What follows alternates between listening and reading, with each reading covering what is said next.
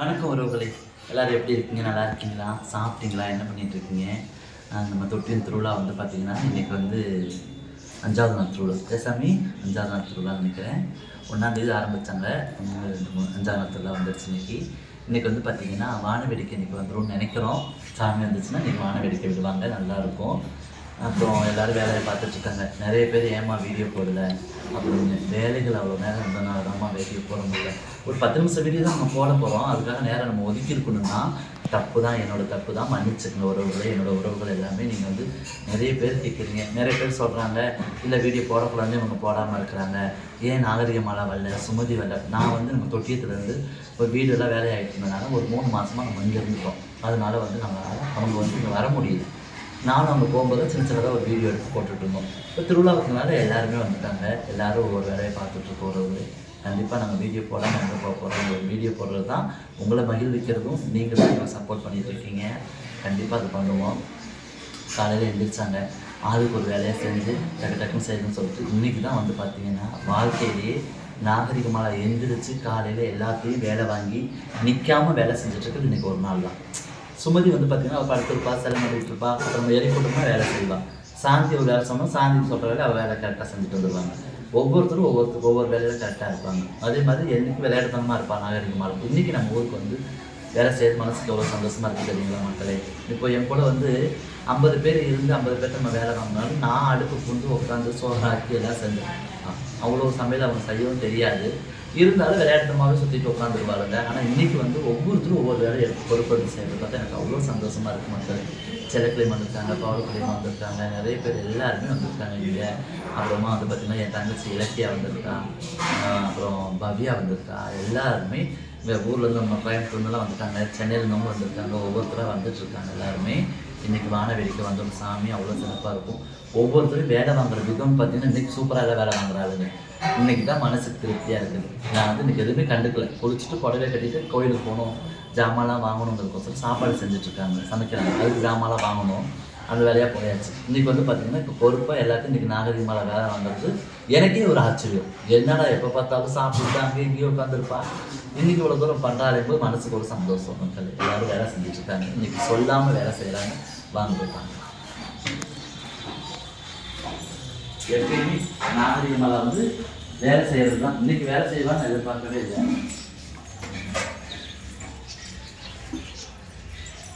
ஏண்டி மானம் கட்டவளை இப்போ தாண்டி சொல்லிட்டு வந்த வேலை செய்கிறா என்ன? ஏமா அமாவாசைக்கு உடச்சி சுற்றி போட்டு உடைப்பாங்க பூத்தணிக்காக அடுத்த தண்டி உடச்சி என்ன கரண்டுங்க? அது என்ன அது அப்படின்னா குளிச்சியா? இப்படி சரி, சாப்பிட்டுட்டு குறைச்சிருந்தீங்கன்னா எந்திரிச்சுவா பாரு. நான் வெட்டி வச்சது பாரு நட்டி. நீ எல்லாம் நான் வெட்டி வச்சது என் கை. இந்த வெங்காயத்தை கேட்டிங்கன்னா என் பேர் தான் சொல்லும். எங்க சொல்லு. இப்போ உங்களுக்கு கேட்குதுங்களா? சொல்லிச்சு பார்த்தீங்களா? சரி, அடுத்த பேர் சொல்லு. அடுத்து வந்து இது என் பேர் சொல்லாது, இது என் பேர் சொல்லும். இது கொத்தமல்லி தலை. கொத்தமல்லி தலை. இது அக்கா தங்கச்சி 2 பேரும். இவங்க 2 பேரும் அக்கா தங்கச்சி. புதினா. ஒரு வயசு பிள்ளைங்களா? ஆஹா, சரி. சின்ன மாட்டு பிள்ளைங்க, பெரிய மாட்டு பிள்ளைங்க. ஓ, இது வந்து பெரிய மாவட்ட பிள்ளை, அது வந்து சின்ன மாட்டு பிள்ளை. இது அக்கா. எல்லாத்துக்கும் பெரிய அக்கா இவங்க. ஆமா. இது இந்த முழுசா இருக்காங்க மாமனா? அப்புறம் கட்டி எங்க கிளம்பிட்டீங்க? இதான் கொஞ்சம் வேலையா போலான்னு கிளம்புனேன். அது நான் சமைக்க ஆரம்பிக்கலான்னு பார்த்தேன். குடும்பத்தை நான் தான் நிர்வாகம் பண்றேன். நீ நிர்வாகம் பண்ணல சாமி, நீ நிர்மூலம் பண்ற. தற்போது நேரத்து வாயில வச்சு தின்னுக்கிட்டு அரை பழத்தை. மகேஷ் கேட்டியா கதையா? கேட்ட இப்ப இவ்வளவு நேரம் இது சாப்பாடு. ஐயோ, சாப்பிட்டு இந்த குண்டா கூட எடுத்து வைக்கல.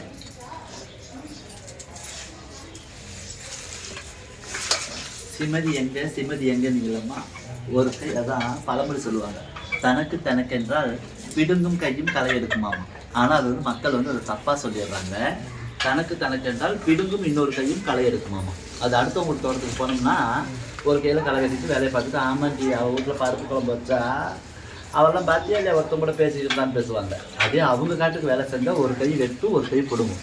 அதனால பிடுங்கும் இன்னொரு கையும் களை எடுக்கும் அப்படிம்பாங்க. அந்த மாதிரி ஒரு கையில் களை எடுக்கிறது வெள்ளரிக்காயை, ஒரு கையில் சுத்தம் பண்ணுறது வெங்காயத்தை. சுமதி எங்கன்னு கேட்டீங்க. இந்த பாருங்க சுமதி வந்துட்டா, நாகரிக மேலே வந்துட்டா, ஆதிதாக்கா அழிஞ்சு கிடக்கு உட்காந்து இருக்குது. பார்த்துக்கல எப்படி வேலை பார்த்தீங்களா? 10 வீட்டு கல்யாண வேலையாக இருந்தாலும் சரி படுத்து தூங்கிடுவான். நீ தர்பூசணி சாப்பிட்டு எங்க மருமகளை இப்ப எல்லா வேலையும் நாங்களே செய்யணுமா? அவளே எங்க கேட்க மாட்டேதல்ல. இப்ப எல்லா வேலையும் நாங்களும் செய்யணும், சமைக்கிறது நாங்களும் ஆரம்பிக்க போறோம். அவளே எங்க போயிட்டா? அவ தூங்குவாமா? தூங்குவாளா?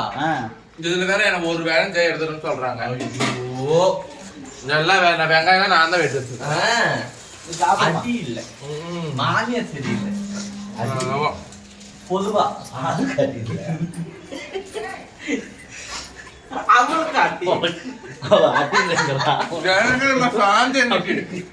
எடுத்து இருக்குன்னு வச்சுக்க. ஏப்பா அடி உனக்கு வந்து அடி யாருக்கு அடி இல்லை? அவளுக்குள்ள இல்லைன்னா அவன் வந்து வேலை நீ செஞ்ச வேலை தான் எல்லாம் தஞ்சாவூர் வரைக்கும் தெரிஞ்சிருக்குது. ஃபோன் போட்டு கேட்டாங்க எல்லாருமே எனக்கு. வேலை அப்படி வேலை நடந்துருக்குது, என்னென்ன வேலை செஞ்சுக்க அப்படின்ட்டு. இப்போ தான் சொல்லிட்டு வந்து இன்றைக்கி தான் முதல் வேலை செய்கிறா வீட்டில் பொம்பளை பிள்ளை அவளை வேலை செய்கிறான்னு சொன்னேன். அவள் தர்பூசணி ஆணைக்கு கூட பாதியாக தான் கொடுப்பாங்களே. 3/4 இது காரணம் திருப்பி உட்காந்துருக்குது. இந்த அம்மா வந்து இந்த இன்னொன்று எடுத்து கொடு. முடிஞ்சிச்சு. இந்த தாரேன். என்ன தேவை? இல்லை இன்னொன்று கொடுத்துருங்க. நான் வேண்டாம். செஞ்சா கொடுங்க.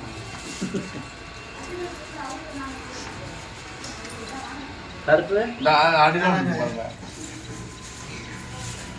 போதும். சாப்பிடு, அதை சாப்பிடு. அது அந்த காலையில இருக்கிறது சின்னதா அது எனக்கு வேணும்.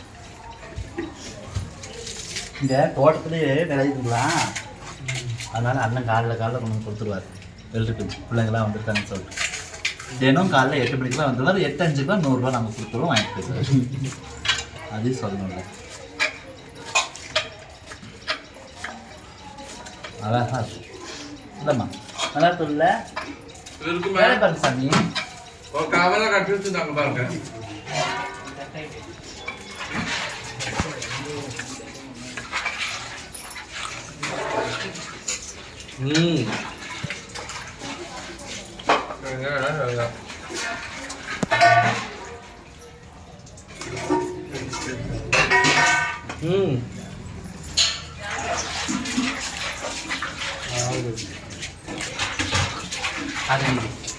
போகலாம் வாங்க.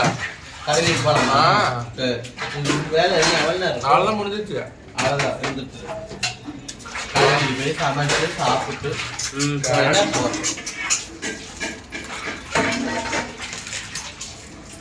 அவளா தூங்கிட்டு இருக்கா, நம்ம மட்டும் வேலை செய்யும்.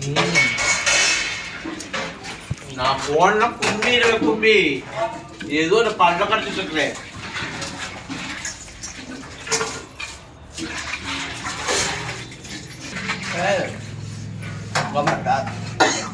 காசு வைக்கா. ஓ சரி ஏன்ட்டு தான் இருக்குது. சரி சரி சரி போகலாம். யாருமே கேட்க வேணாம். எந்திரிச்சா பைக் இருக்கலாம்.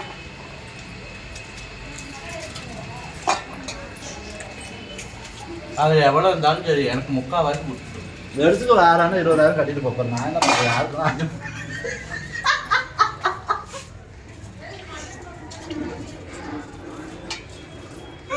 அவருக்கு எவ்வளோ வேணாலும் எடுத்துக்கோ, உனக்கு எவ்வளோ வேணாலும் எடுத்துக்கோ.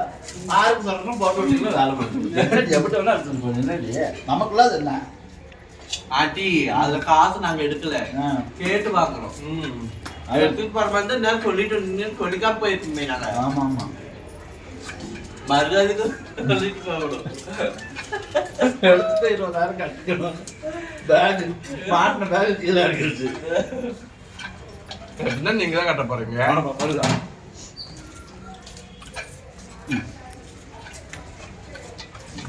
பெருக்கா சாப்பிட்டாச்சு மக்களே. அடுத்து கொஞ்சம் வேலை இருக்குது, ஜாமான் வாங்கி கொடுத்து இந்த பொருள்லாம் காலைல எழுந்திரிச்சிது. கொஞ்சம் சொன்னால் 6 மணிக்கு வாங்க மக்களே. 6 மணிக்கு எழுந்திரிச்சா, மறுபடியும் கரண்ட் படுத்தா, 7 மணிக்கு எழுந்திரிச்சா, எச்சு குழந்தை வந்தான். 8 மணிக்கு எழுந்திரிச்சா தண்ணியை குடிச்சு படுத்துட்டான். 9 மணிக்கு எழுந்திரிச்சா பல்லு வைக்கணும், மறுபடியும் போய் தலை செய்வேன். 10 மணிக்கு இப்போ வந்துருக்குறான். ஆக்கி வச்சா சாப்பிட்டுட்டு சாயந்தரம் எழுந்திரிப்பால எழுந்திரிக்காம இருப்பால தெரியல. ஆண்டவன் நம்ம சுத்தம் நாளைக்கு பார்க்குறோம்மா.